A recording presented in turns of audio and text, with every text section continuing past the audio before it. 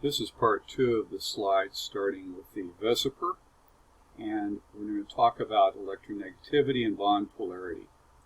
We're not going to get through all of the slides, we'll just get the kernel of it. Now you may remember from last unit that electronegativity of an element is the tendency of the atoms of that element to attract electrons or electron density. In other words, tendency to suck electrons away from other things.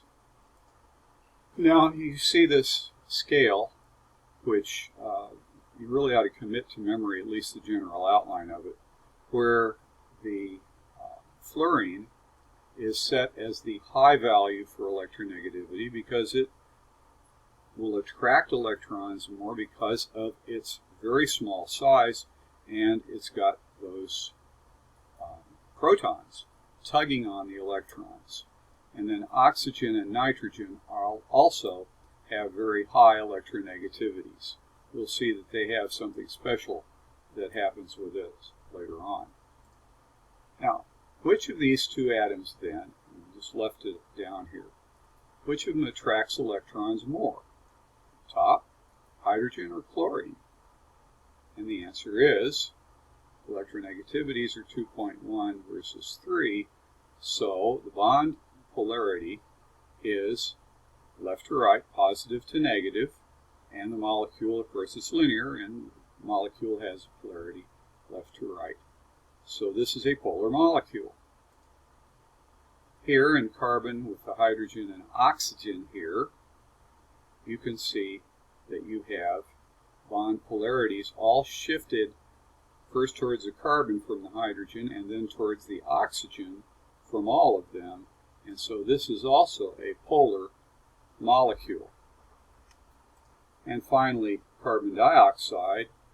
Clearly, the carbon is less electronegative than the oxygen. But in this case, the bond polarities offset each other. So this, we'll see in a minute, is a nonpolar molecule. Polar molecules have an uneven distribution of charge. We say that the center of positive charge and negative charge are different.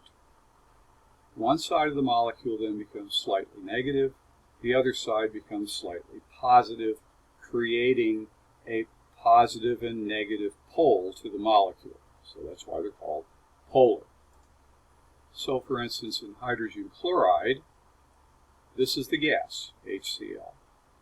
You have a negative region here where the chlorine has attracted the electrons more than the hydrogen, and so over here you have a positive region. And we put this little Greek lowercase delta here to show you it's a partial charge, negative on the right, positive on the left. It's a lopsided molecule. That's, if you can look at something and say this is lopsided, positive to negative, then it's polar. Now, nonpolar molecules either have no polar bonds or they have offsetting bond dipoles. The electrons then are evenly distributed over all the molecule. These are not lopsided molecules. They're kind of even, kind of symmetrical. So, predicting the polarity of methane, CH4.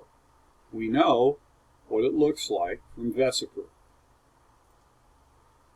Determine the polarity of the bonds. Well, carbon and hydrogen are really close. So carbon has a little more electronegative, but the bond dipoles are offset because this is a highly symmetrical molecule. Therefore, we can say this is a nonpolar molecule because the bonds are almost nonpolar and the structure makes whatever little polarity there is to be offset top to bottom. So methane is a nonpolar molecule. Anything that is C with 4 of another element is going to be nonpolar, like carbon with 4 chlorines would be a nonpolar molecule, carbon tetrachloride. Carbon dioxide now. Let's determine the polarity of bonds. We did that a little bit ago. And we can see that the oxygen attracts the electrons more than the carbon, a lot more. But if you look carefully, you see the two negatives are on opposite sides of 180 degrees. The positives are in the middle, and therefore the shape, the linear shape, puts the center of positive and negative charge right here, right in the middle. So this is a non-polar molecule. And you can see that here, center of positive, center of negative charge, offsetting polarities for the bonds, non-polar molecule. Sulfur dioxide. Well, sulfur is less electronegative than oxygen, but as you can see, after you draw the Lewis structure, this is a trigonal planar molecule. It's got 3 centers of electrons, 3 clusters of electrons. And therefore, the two oxygens being on one side of the molecule, being partially negative, make the entire molecule polar. Now, take some time, maybe with a partner, and determine the polarity of these molecules.